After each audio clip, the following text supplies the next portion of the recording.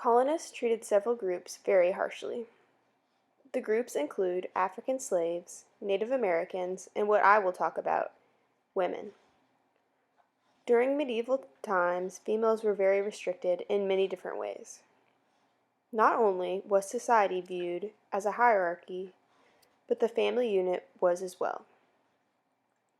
The husband would always be seen as superior to other family members.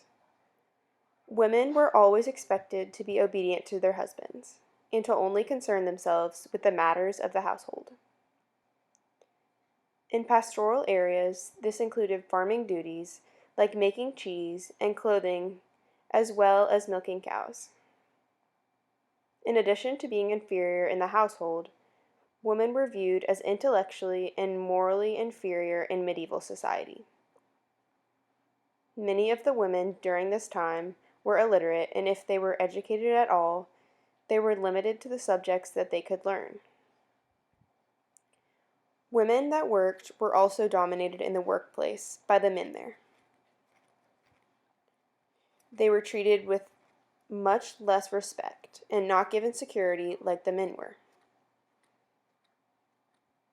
This treatment of women continued on with the colonists.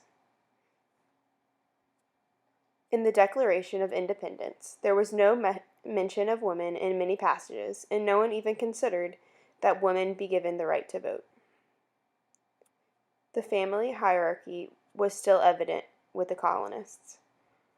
Women that were unmarried could sign contracts and own property, but if they were married, they did not have this right.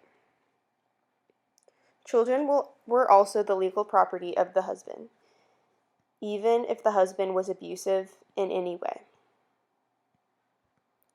Wages in the colonial period were less for women than for men, and even the religious traditions encouraged people to view that the women were always inferior.